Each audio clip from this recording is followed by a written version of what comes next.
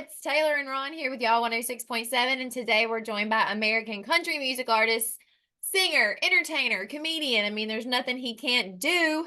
Cledus T. Judd. Hey, Cledus. Did I miss You anything? might want to redo that singing part. That's probably the weakest thing I do, I can tell you. There. You know, I was counting up the videos though. You've got like 30 something videos. I mean, yeah. Man, I tell you, Ron, what a great career, especially back in the heyday, when it all started with If Shania Was Mine and then But Bigger Than the Beatles, and man, it just kept on and on. And if I'm not mistaken, now even that in the last 4 or 5 years, having done the ones that I do on my own, I think we're getting up around 47 or 48 of those things. And actually today we just finished a parody of Thomas Rhett Morgan Wallen's song called Mama's House, which is a great song that they did. And I thought I sat down one day with a buddy of mine, Will King, and I thought, man, if they thought Mama's House was happening, they should have saw what went on at Papa's house. And so we wrote the song and did the video last weekend, and hopefully it'll be out in the next week or so. Well, and you just did a Thunder Rolls, Jelly Rolls parody, a few months back, and that was fun. Yeah. Man, that was awesome. We had a great time. I got to do a show with Jelly Roll in Rush, Kentucky, a couple of years ago, right before he went through the roof. And what a nice person. Of course, all the history over there in Antioch, and him and his wife. And I think Jelly Roll is really good for our industry, of course, man. He has a great message, flawed like the rest of us, and but does a great job on his delivery, and I'm a big fan, of course. Well, we get to see you in town. You're coming to the Franklin Theater July 20th. July 20th. It's a Saturday night. Tickets still available. So what's the expectation? If I come to the show, what am I going to see? Buddy, your guess is as good as mine, Ron. No one knows. Man, what a thrill it is. I have always wanted to play the Franklin Theater, because Nashville, of course, was my home for so many years, and I still consider it my home. And I never really knew if I would ever get to play the Franklin Theater or not. But when you come and see me, man, I'm a different entity. I try to, I'm not a stand-up comic, as you know. I have a lot of respect for those that do that, but I'm more of a musical comic, a parody act. You'll hear songs that you think that you really don't until you hear my version. And I also just try to deliver a message, of hope and working hard. And man, it was hard up there when I first came to town. It was not easy. I came there in 1991, right after Vince Gill had won a CMA for a song called When I Call Your Name. And that's what spurred me to come up there, because my mother wanted to meet him. And I moved up there after the story I was telling you about Darren Norwood. He talked me into doing an amateur night at the Buckboard where myself and Darren and Mark Wills all got started. And 6 months later, man, I moved to Nashville with some help from T. Graham Brown, who y'all just had in the studio, T, and a guy named Bruce Burge, the late Bruce Burge, great songwriter, and Larry Lockham. He brought me up there and kind of helped me. And it was always cool because T, when he would go out on the road, him and Sheila would ask me to come in house sit for them. And of course, I scared to death out there in that big old house by myself. So I'd stay up all night. And while I was up, I'd go through T's closet and get all of his cool clothes and take them home with me. And then a few weeks later, I'd be doing a little show somewhere at 12th and Porter or something, and T would show up and go, "Man, that's my shirt. What the hell?" So I kind of got my style from old Tony Brown. Love T Graham to death, as I do all those people that helped me back in the day. But my show is just I just try to share life lessons and the stories and the hardships and the good and the bad and the ugly of what it took to accomplish what I did and while I was up there. Oh yeah, I mean, weren't you sleeping in closets on Music Row when you first came to town? I did on Horton Avenue. If you know where Horton is, and I'm sure y'all do, it's right across the street from where Alan Reynolds' studio was, with who produced all those Garth Brooks records. And I was staying with a friend of mine. His name was Vern Dant, who co-wrote "Rumor Has It" for Reba McEntire. And he said, "Man, I don't have a bedroom, but I've got a really big walk-in closet." And I said, "Buddy, if it's got heat and air in it, I'll take it." And I had a Budweiser poster for a headboard and an air mattress. And I'll never forget, I brought a girl home one night and from Silverados or rodeos out on Murfreesboro Road. She ran track, I think, at Vanderbilt, and I got her home and my air mattress was flat and I couldn't get it blowed up. So she left. So my big thing was, one of these days I'm gonna buy me a bed. That's what I'm gonna do. I'm gonna buy me a bed. So, but yeah, I did sleep in a walk-in closet from time to time, and slept in the front seat of my old truck, 76 Toyota pickup truck my mom got me. I would drive out to the Ruby Tuesdays parking lot out by the airport in Donaldson, and I would sleep under those big lights because I felt a little bit more safer out there. And then the next morning I would get up and go take a bath at the YMCA and pay $1, and then I would go up and down Music Row and beg, plead, steal, and borrow to try to get somebody to take a meeting with me. And, the rest is history. Well, it's kind of funny because you go from that to working with the biggest stars in the format.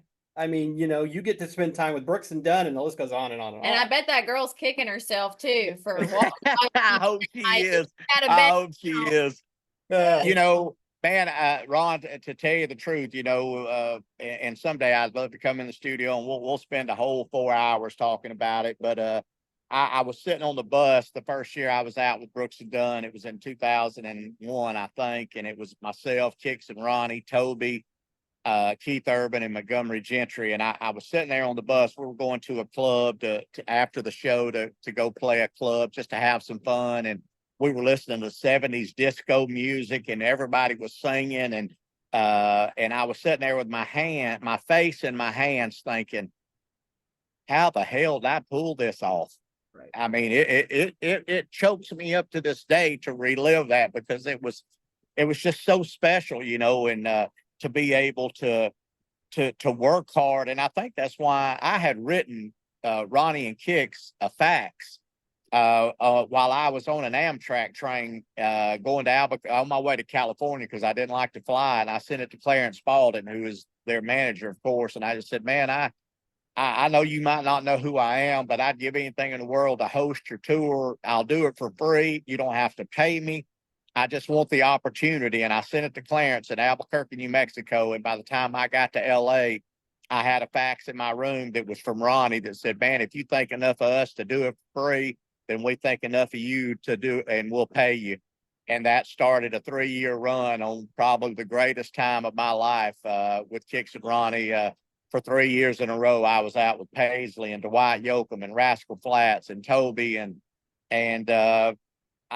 it's just overwhelming, and the later you get into the career, the more special those days become, I can tell you.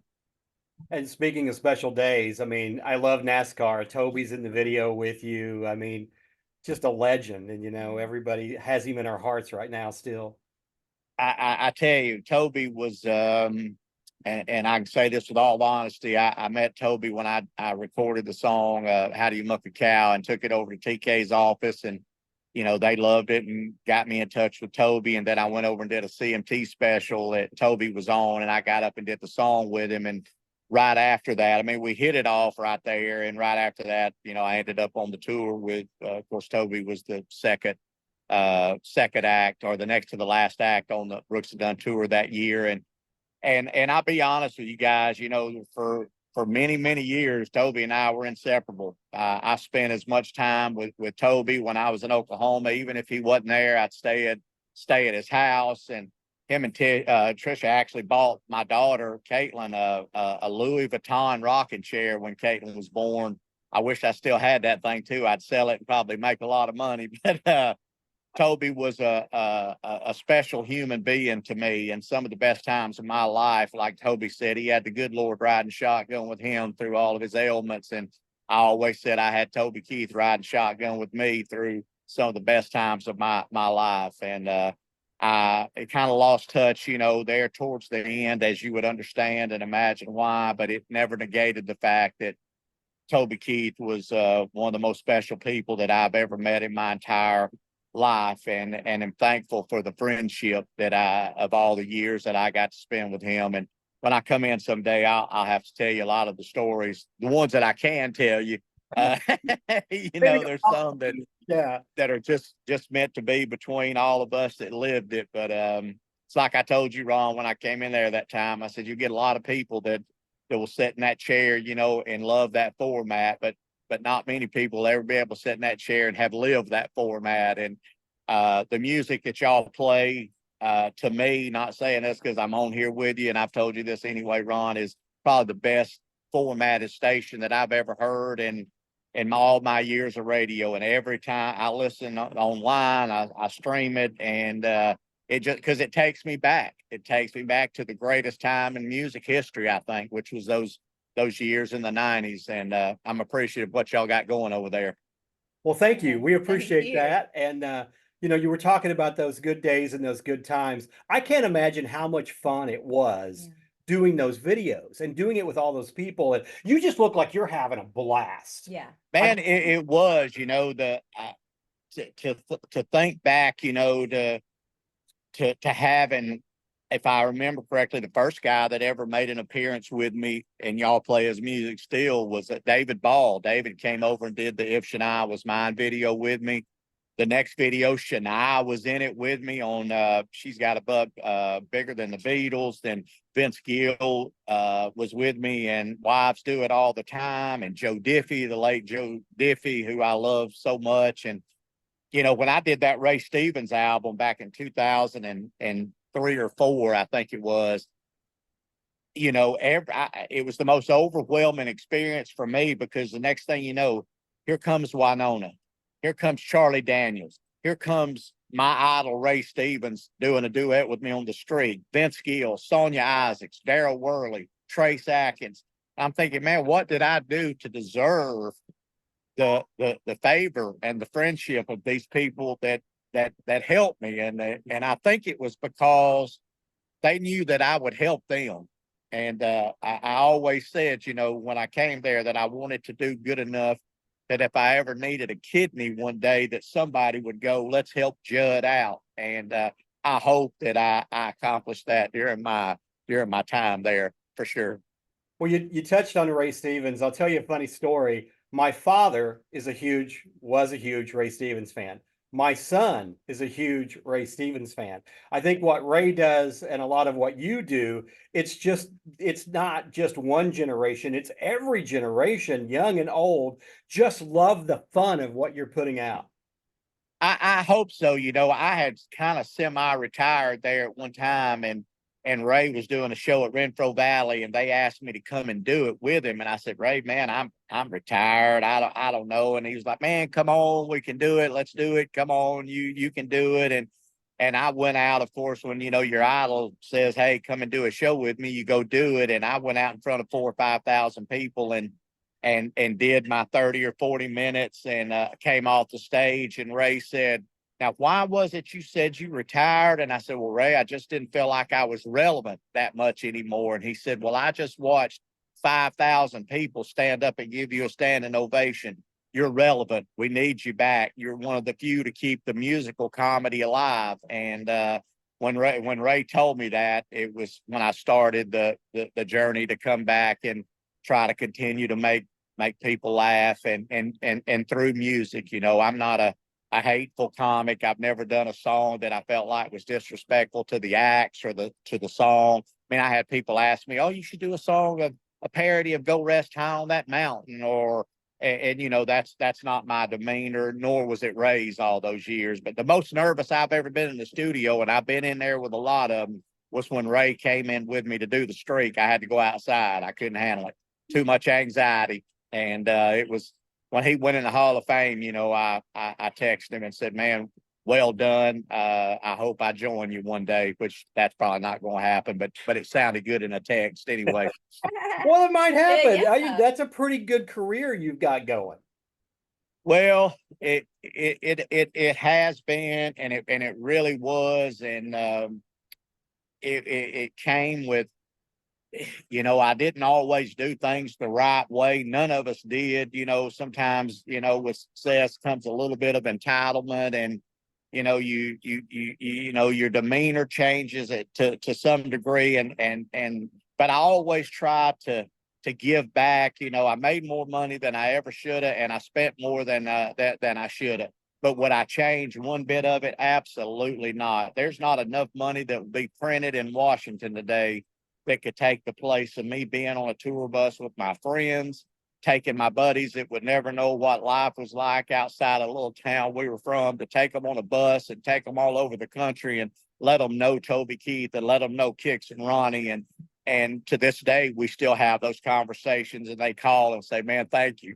Because if you hadn't have done it, we would have never got to do it. And so, yeah, it was worth every heartache, every night of no food.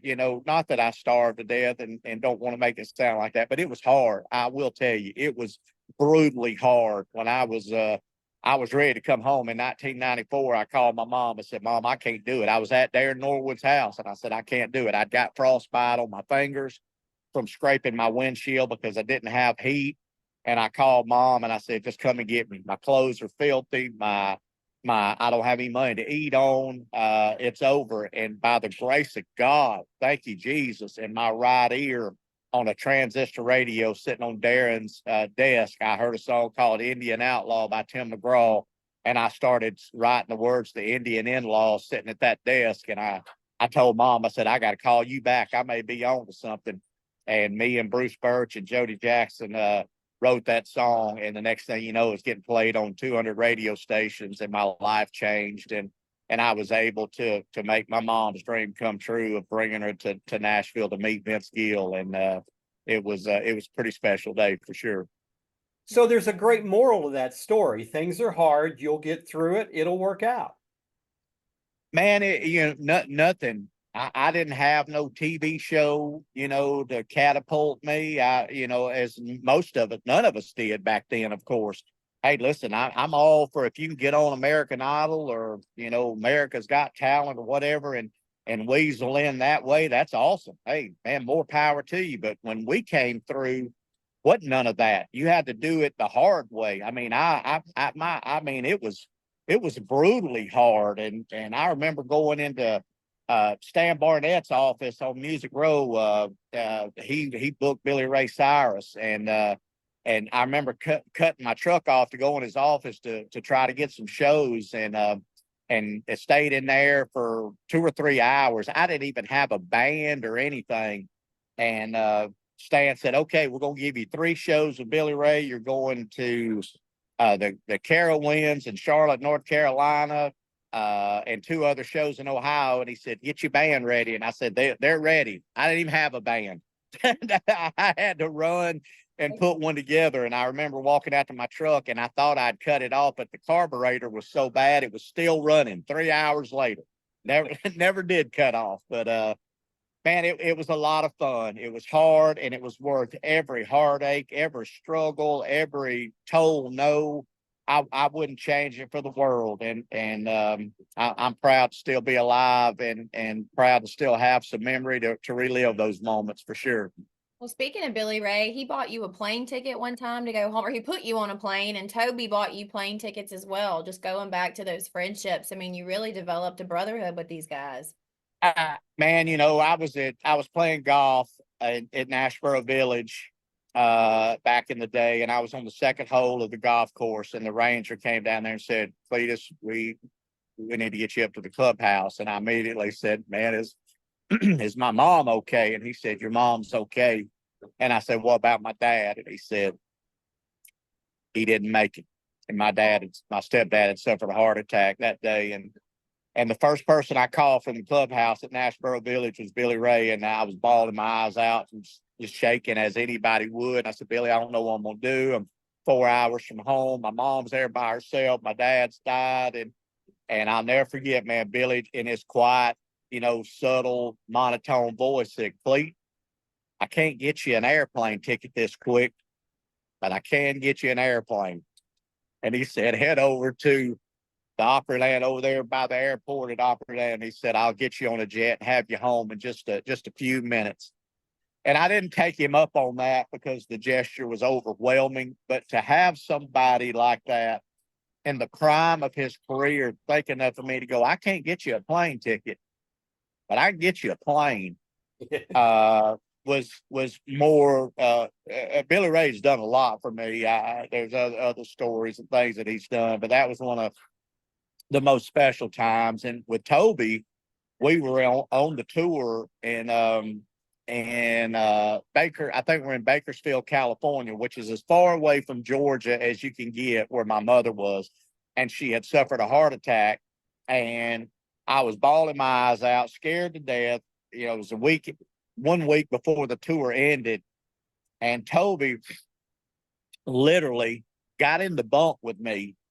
I was bawling my eyes out, my head buried in the pillow, got in the bunk with me and said, look here, Hoss, I know you don't like to fly, but if your mama gets sick or sicker, I bought you plane vouchers for every major hub in America going back to get to Georgia. And if she gets sick, you stop in Albuquerque. If she gets more sick, you go to Little Rock. He had mapped out, him and David Milam had mapped out the whole way that I would be traveling back to Georgia on a tour bus to get to my mother, and got me airline vouchers that I could jump on an airplane and get home to my mom. And super special, man. Super special. I'll tell you one more quick one that took my breath away on Billy Ray. You know, Caitlin was born at Vanderbilt in 2004, and I was working in radio in Tampa at WQYK. I had already thought that, man, my career may be going downhill, and I didn't want to be the guy standing on the back of a hay truck, you know, singing to nobody. And so I took a job in radio, but that also took me away from, you know, really the only thing I've ever loved like I love, which is my kid. And she was there, and I was in Florida, and I would come home every 3 weeks to see her and see her. And so one day Billy Ray was in, and it was hard, you know, getting back and forth. I was driving 1,000 miles, and Billy Ray was in the studio in Tampa with me, him and Mickey, his brother, and he was talking to me about Caitlin. And because Billy Ray was a super close friend of mine, you know, I spent a lot of time at his house with him and Tish, and the whole time he was asking me about Caitlin, he had his hand in his pocket. And as he was talking to me, he pulled out this big, huge key ring. It had so many keys, like a gas station attendant, with all of his keys on his key ring. And he said, well, where do you stay at when you get her, when you go to Nashville? Because I didn't have a house there anymore. And I said, man, usually a hotel, or we'll stay at a hotel, a Holiday Inn or something over on Demonbreun or whatever. And that's when he got on that keychain, and he took a key off the keychain. And he said, you'll never stay in another motel with that baby again. Here's a key to my house on my farm. And when you come into town, you let Mickey know, he'll give you the code, and you go take care of that baby, and you take care of her, and you make that house her house. And man, it took my breath, as it does now, as it does now. For somebody to, and you know, you talk about one of the greatest selling singles in the world, man. They didn't. I told Kix and Ronnie, I said, y'all got a bunch of people out here in these crowds. Y'all ain't never saw no crowds like Billy Ray Cyrus threw back in the day. It was insanity. And for him to be so kind-hearted and such a loving person, and thought enough of me as a friend to say, you don't keep that kid in motels no more. Keep her at my house. I'll never be able to repay him for saying that. I didn't take him up on it, but the gesture was there. It was really special. That's so awesome.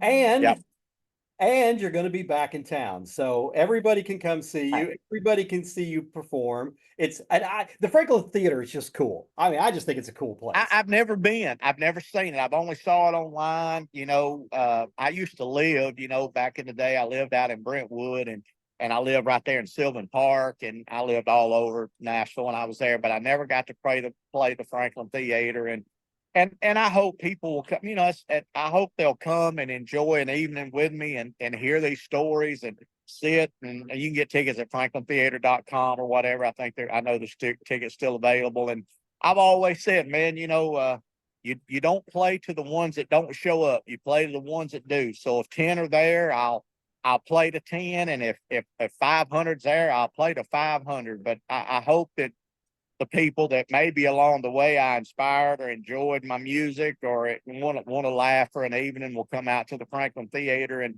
sit and hang with me and hear some of these stories. And I'll try to take them back to what I think was the greatest time in country music, which was the 90s and early 2000s for sure. Well, we're excited. Franklin Theater is awesome, so we can't wait to see you there. It is July 20th. I started to say June. It's 8 o'clock. Tickets are still available. We'll put a link on our website, but franklintheater.com also has those. And then full list of tour dates is cledustjudd.com. I just got a notification. Yeah, I'm in Missouri the night before. I'm in Syracuse, New York right now. Tonight's we've had 3 shows in a row in Albany, Connecticut, and Syracuse tonight. Then I come home and for a few days, and then I'll start heading y'all's way. So Ron, and you too, young lady, thank y'all so much for taking the time out to help me with this. And Ron, you know how I feel about the station, and hopefully one of these days I can come in there and aggravate for a long time. Yeah, well, we can't wait to see you in town. Smile, say hi. We'll have a cup of coffee. Yeah, and I do want to thank y'all so much. I love your spoken word album. I believe it's called Things I Remember Before I Forget. Your vulnerability. I just really appreciate that album. Thank you so much. Oh, you know what? You're so awesome. To say that. I did that in closing, I did that because my mother, passed away from Alzheimer's, and I thought, man, maybe one day it could happen to me, and I want, Caitlin and other people in my life to kind of know the journey. And I just finished a book, hopefully it'll be out in the fall, called Cledus T. Judd, Manic Impressive, the book, and it has a lot of those stories in it. And memory is a wonderful thing, and to lose that memory is a tragedy. And that's why I did that, so that someday Caitlin, my family, what few I got left, people that have been in my life all these years, could look back and relive some of those hard moments and some of those great moments as well. So thank you so much for saying that. I genuinely appreciate that. Thank you. Yeah, we can't wait for the book. I mean, the audio version was incredible, so I can't wait to hear the rest of your stories. Well, thank you so much. I hope y'all have the best weekend ever, and thank you again for helping me with this. And hopefully I'll see y'all in a week or so. Sounds great. Take care of yourself. Have a good trip. We'll see you soon. Thank y'all so much. God bless you. Thank you. Thank you. All right. Bye-bye.